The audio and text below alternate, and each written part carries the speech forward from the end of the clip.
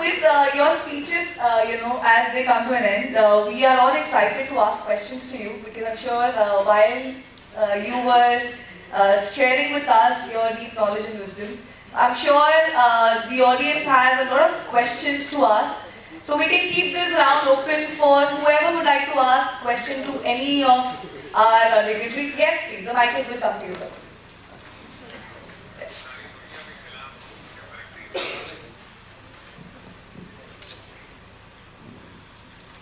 So this question is to you. I love the way you spoke, the passion with which you spoke. And I just want to stress on one particular aspect of what you mentioned. You said you never come across a school that has told you how many students have had a startup. But you always hear of people, principals, who would like to showcase how many 90%ers they got. This is something I've been trying right through my career as a leader for 24 years. The problem is who bells the cat, sir. I think the principals are caught between the devil and the deep blue sea, where you have the managements to please, who want 90%ers to publish in the newspaper because they believe that gets them admissions. And if the admissions go down, the principals have to answer. And then you have the parents who give credits to the school based on how many 95%ers they are, or above 90%ers they are. When the truth is what you mentioned, the education system needs to transform. It needs to be a system that prepares students for life and not just for an examination. You are from the government. I think the government has an equal role to play. It's time that the government removes the percentages and maybe starts a grading system, so principals will be less answerable as to how many 90%ers they are, and we move into a system where we really prepare students for life. So it reminds me of O. Henry's story as to whom do you blame if a leaf falls from a tree? The branch that let it go, the wind that blew it away, or the leaf that got tired of hanging on? It's a very difficult question to answer, sir, but I'd like your thoughts on that. So I agree with some of the observations which you have made. But I would like to also differ. No one has stopped, because many times me and Commissioner sir were actually discussing that there is a huge amount of pressure from parents for getting marks, scoring in board, and so on and so forth. I certainly agree on that. Because the current system we have inherited, we are changing it, but it will take time. It will take its own time. But till 9th standard, what has stopped you from experimenting? That's one. Second, whether any one of you have really tried telling students or parents that this could be another benchmark of actually looking at a school. For example, if you have 80% or 90% of your students getting it, but apart from that, अगर ये भी करते हो तो किसने रोका है क्या आपको? किसी ने नहीं रोका है. वो thought process नहीं. And if you really currently see the ecosystem around, there is a lot of talks about IP creation, startup, innovation. रोज सुनते तो हैं हम. The question is, are we going back to our organization and asking ourselves question कि ये सब thought process में मेरे institution में कैसे लेके आऊं? That exercise we are not doing. This is a very classic case of blaming everyone else other than oneself.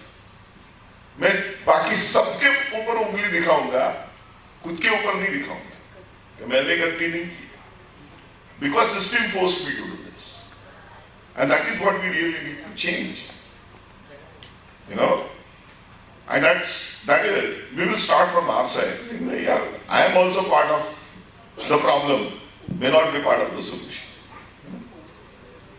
I just want to add one thing. Actually, you are distinguishing between two things, that 90% marks and understanding of the subject or innovation. These two are not separate things at all. These are completely interconnected things. If someone is claiming that he has got 95% mark without understanding the subject, this 90% mark is just a policy. It's non-existent thing. So, a very right example he has quoted when we were discussing that suppose I pose a question to a student that you are a god and you wish to convert Sahara Desert into a very green field, big green field, what will you do? Unless you understand that how rain falls, how harvesting happens and how everything happens, you will not be able to answer this question. So your 90% marks is just a number if you are not understanding this. And next 50 years, this number will not at all help you. So this understanding has to go deep down into the minds and hearts of your managements, parents and everybody, and first yourself. If you are teaching something to someone, you have to, that's what I begin my statement with, that the student is the target, nothing else is the target. If you are catering to the whims and fancies of anything else than students, you are not performing your work properly. Let it be very clear in your mind. As he said, he gave us a complete philosophy of commitment. The 𝗟𝗶𝗲𝗲 is feeling that it's my fault if someone may die. It is such an innocuous thing that I missed one 𝗟𝗶 out of these lakhs of 𝗟𝗶. But if that death occurs, this is a lifetime guilt for me. If one student doesn't understand the subject and scores 95% mark, that should invoke similar type of guilt in my mind. I catered to the needs of management, I catered to the whims and fancies of the parent, but I did a lot of big injustice to the student. That guilt has to happen and then only things will improve. That's what I want. I don't treat this as a separate thing. 95% marks and understanding of the subject cannot be separate at all. You will have to evolve the education system to ensure that only that person who understands the subject will get 95% mark. Without knowing the subject, getting 90% mark is a slap on our face. So please try to make corrections in that. Okay? Thank you so much, sir. Thank you so much. Sir, I'm not asking any question, but I completely agree with you because it's we who have to bring the change. Till grade 8, okay, I'm not taking grade 9 also, till grade 8, who has stopped us? And we are doing in our school. Everything that you spoke about, everything right from ideathon to hackathon, you name it and we do it. I mentor few of the startup. Who has stopped us? We started our school in 2018 with 364 students. Today, after pandemic, not giving any 95% result because we just started from nursery to grade 6. We got admissions every year with just one statement. Learning is for life, not for marks. It's up to you how you are conversing with your parent, how convincing you are, and do you believe in that? If we do not believe in that, I don't think we can pass on that belief to anyone. Today, when 3 of you spoke, the kind of passion and belief that you have inside you, that resonated. That energy was there everywhere. So I think it's we, each one of us sitting here. If we do not change our mindset, then we cannot bring the change. Change starts with us, and beautifully it was put up by you. Thank you so much. Absolutely amazing. Okay. We can take up one more question considering the timeline. Yes, sir.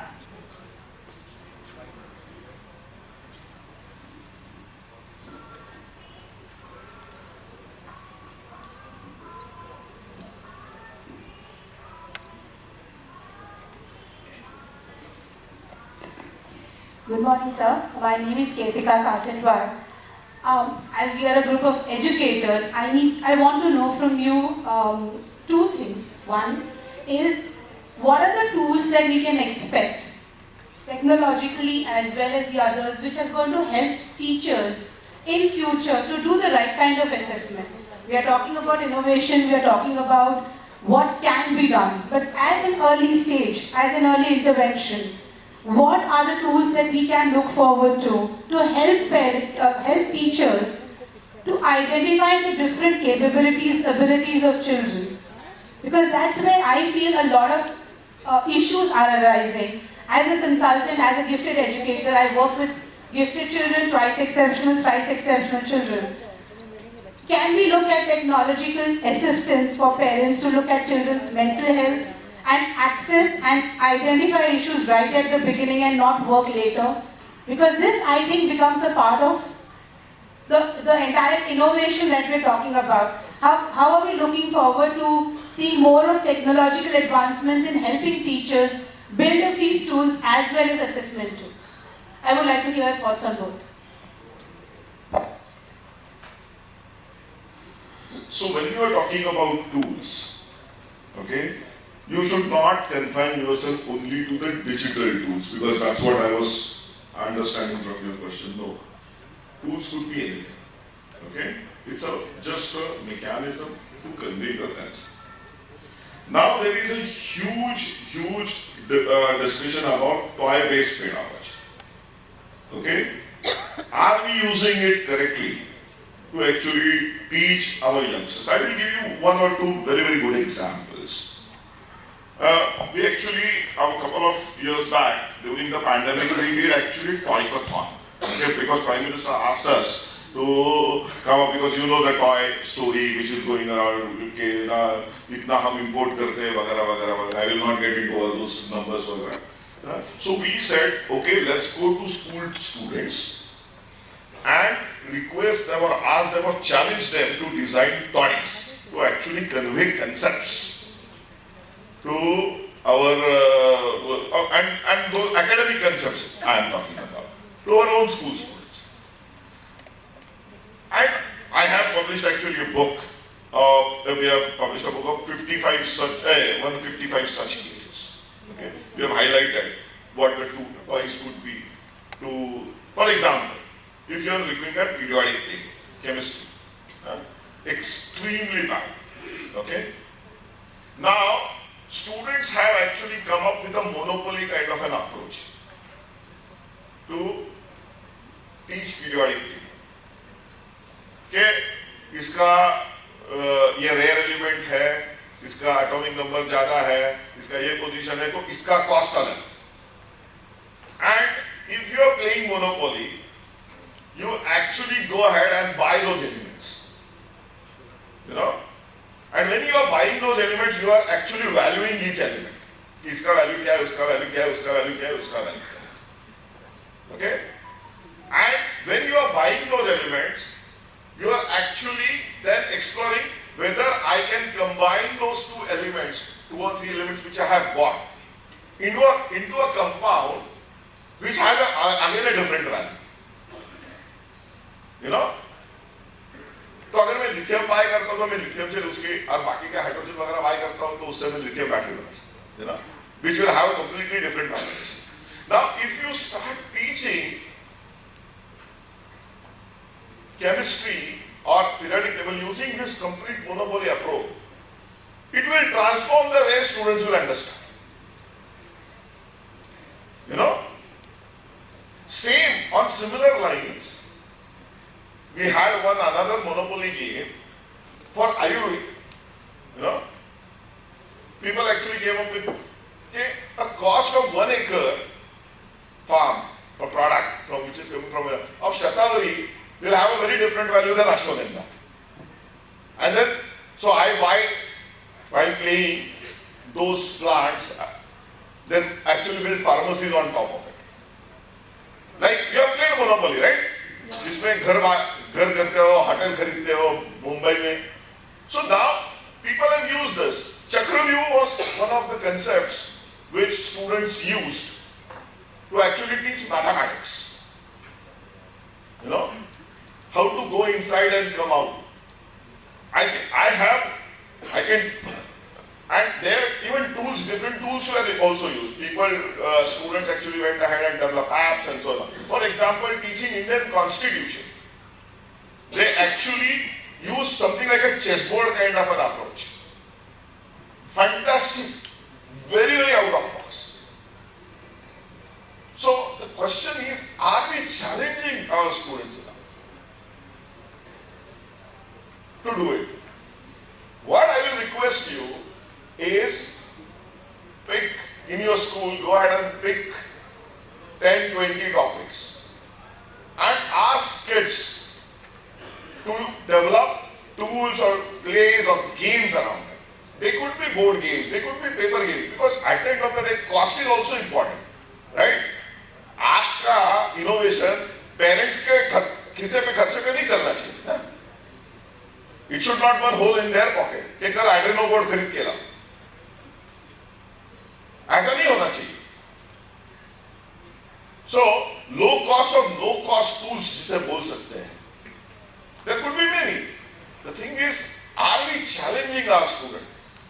And बहुत बार what you should explore is how it can be done at school, not at home, because वो तो बच्चा parents को दे देता है. Parents में मेरे घर में भी वही चलता है. मेरी वाइफ करते बैठते हैं प्रोजेक्ट, बच्चा खेलता है यहाँ, अरे बाबा आके फाइनल प्रोडक्ट तो देख के जा, बाद में देख. And we also know what happens. So how we can ensure that assignments are done by kids, that is also extremely critical. And many times we should not clap at just great assignments, because some of them are bought assignments or done by parents. Some of the filthy assignments also which a kid is doing, that should get more appreciation. But हम भी दिखाने को ऐसा ही लगता है कि मैं चाहता हूँ बहुत सारे इसमें exhibitions में कि what the products which are shown to us, we also know कि बाबा ये 6वीं का बच्चा ऐसा नहीं कर सकता है. बहुत बार many times you think you actually challenge our intelligence in a way. Sir, I will also add one more thing. As far as tools are concerned, not necessarily it should be physical, sir told. Sir, practically also, sorry, my son was distributing light box here. He is sitting here. When he completed mechanical engineer, he told Papa, I want to go to MS for America, to America. मैंने बोला 2 condition है, एक तो वापस आएगा और अकेले आएगा तो जाना है. That was the culture. No, I'm not just sharing that, but you know, friend, what I've done, sir, I was asking him to teach during 11, 12. You teach something because I was teacher. He was teaching. So after MS from US, he is a maths teacher last 7 years. Can you imagine this? Not happening. You can go to engineer 𝗙cie h·HH🕗🗏. You will find one of the best teachers in India. He sent lectures to even out of India also. So what I mean to say, you should ask your student practically also. I thank CBSE involved 𝗟𝗶𝗸𝗲 subject in school, and thanks state board involved 𝗟𝗶𝗸𝗲 subject in 11th standard. Sir, practical. हमारे यहाँ मुंबई में तो डब्बा वाला, paper वाला, दूध वाला, सब्जी वाला, भाजी वाला, फूल वाला, ऐसे कई लोग हैं. I think you can use this tool to motivate student. I was mean to tell you. Please. I want to just add one line. I request you all to go through one interesting book. It's called World Class. You might have heard about Organization for Economic Cooperation and Development, OECD. So Mr. Andres is the CEO of that. So many questions are based on the preconceived notion. That's what I realized. That's why I am suggesting you to read this book, because this book this is available on the internet also. You can download the PDF, fantastic PDF. You can browse through. I would like you to read a particular one topic, debunking of myths. There is a topic called debunking of myths. He has, with the great empirical evidence, he has given evidence to so many things. Like someone is asking that we are short of resources.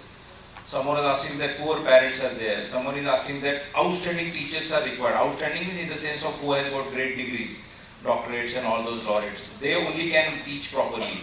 So all myths, these are all myths, and with empirical evidence he has given that. So that this book may take you to the self-realization that what potential you yourself has. Like when the teacher is asking a question that how should I teach a student, itself shows the inadequacies of his own learning. Are you getting my point? So kindly, if you are a teacher, you are supposed to be skilled enough to teach anything. ऐसा कहा जाता है कि कभी कभी यूं भी हमने अपने दिल को बहलाया है जिन बातों को खुद नहीं समझे औरों को समझाया है. That is what teacher is. Yeah. So you can't be helpless. I can't teach. I need something else. I need interventions from outside. No. You have to evolve. You have to evolve, you have to, that time and grow. That's what I was talking. Grow means what? The teacher also has to grow first. If you do not have that, what will you pass on to the students? So kindly read this book also and try to find out the ways and means to make them more capable. Okay, thank you. Just because he has said a very good thing. See, now with advent of generative AI, 𝗟𝗹𝗹𝗲 and other such things, and more importantly, generative AI, not just AI. Okay, where you can see even movies are now AI made, and photographs are AI made, and so on and so forth. We cannot shy away from these tools. Okay, we have to explore how we can use these tools to our advantage. Okay, so it is going to happen if you give a topic to write an essay. It can happen that a child may go to 𝗟𝗹𝗹𝗲 and just download the essay and submit it. Okay, but then whether we can actually push them to alter some of these things on the fly of the go. Okay, तू ये लिख के आया है, मैंने ये पढ़ा. Okay, ठीक है, अभी ये सिचुएशन को ये चेंज करके अभी 2 पैराग्राफ्स या 1 पैराग्राफ मेरे को लिख के चेंज करके दिखा, लिख के बता. It may not be a big exercise, but if you just turn it and twist it, and then again challenge that student, then we will be able to actually neutralize the effect of some of these tools which are there. So we have to come up with our own innovative ideas of how we can handle some of the challenges which are posed by these tools. But metaverse moving forward, AR, VR is a reality, metaverse is a reality, and you will see so in 10 years. Actually, at 𝗖ście, we are working with some people to build a classroom of future. What will be a classroom of future will look like. That currently we are conceptualizing. So all these tools are going to be a reality. They are going to get democratized. So we cannot run away from it. But at the same time, the objective is not to use the tool. The objective is to ensure that a concept is delivered in a right way. We teach in a right way. Tool is just a via media for doing it.